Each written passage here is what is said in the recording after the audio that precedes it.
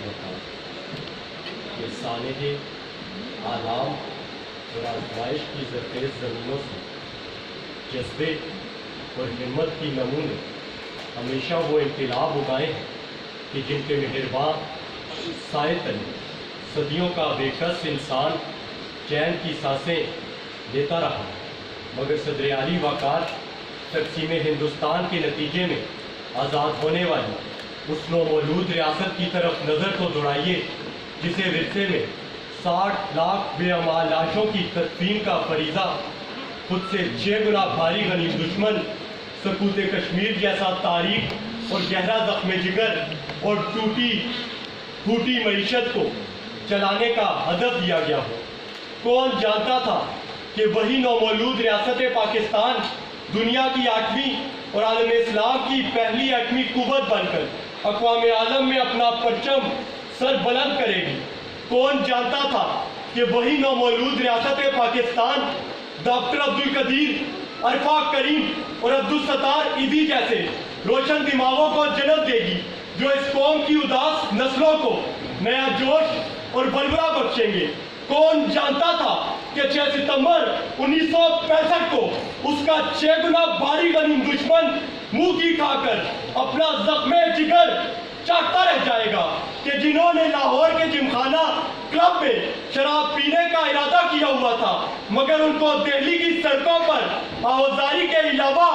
کچھ نہیں ملا، کیونکہ دشمن یہ نہیں جانتا تھا کہ اس قوم کی سرحدوں کی رکھوالی ان نوجوانوں کے ہاتھوں میں تھی کہ جنہوں نے اپنے سینوں سے بم باندھ کر دشمنوں کی صفیں چیر کر رکھ دی اور دشمنوں کے ناپاک ارادوں کو خاک میں ملا کر یہ پیغام دیا کہ ارے تخت میں سے ایک چنا کرتے ہیں ہم، مگر شان سے دنیا میں جیا کرتے ہیں۔ تو کیا چیز ہے بندوق کسے کہتے ہیں؟ ہم تو ٹینکوں کی صفیں چیر دیا کرتے ہیں۔ ہم کو اس وقت سے ملتا ہے شہادت کا سبق ماں کی گود میں جب دودھ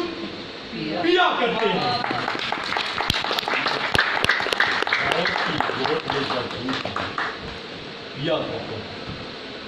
صدر اعلی وقار، جب یہی قوم ہم آواز اور یکجا ہو اقبال کے افکار لے کر دنیا میں نکلے گی تو مشرقیت میں پلنے والے دماغ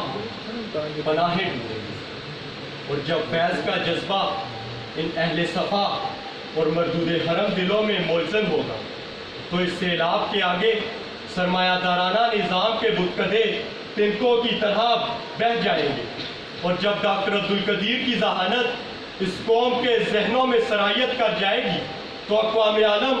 اس قوم کی داستان فراست کو سنہرے لفظوں میں تحریر کریں گے، اور جب انہی لوگوں کے مجاہد ستارے ضربیاز اور رد الفساد کے خون شفق میں ڈوبیں گے تو اپنے بعد امن و آشتی کے چمکتے سورج لائیں گے۔ مگر صدر اعلی وقار، یہ جان لیجئے اگر یہی قوم اپنے حق سے دستبردار ہو گئی تو اس کے نصیب میں فتح مکہ نہیں بلکہ عاد و سمود کی وہ سنگلاخ وادیاں آئیں گی کہ جہاں مکان تو آج بھی موجود ہے مگر مکین نہیں۔ تو صدر اعلی وقار، یہ بھی جان لیجئے کہ یہ ہاتھ، یہ چہرے جو نامکمل ہے، انہی سے شہر کو کامل بنایا جائے گا، یہی لہو سے شرارے اگائے جائیں گے، یہی فراق کو زندہ جلایا جائے گا۔ اگر یہ خواب ہے تو خواب کی تعبیر بھی ہے، یہی خیال ہر جنو کی تقریر بھی ہے کہ تیرے سامنے منظر بھی ہے، تصویر بھی ہے، جنون ہے، شوق ہے اور نعرہ تکبیر بھی ہے۔ لگن کی آگ لگا دو سبھی چراغوں کو کہ شام چل اٹھے، وہ انتظام پیدا کر نمام غیر کے پنجروں سے بلبلوں کی صدا کہ سکوت لالا و گل سے کلام پیدا کر، کہ سکوت لالا و گل سے کلام پیدا کر۔ آپ سب کی سماعت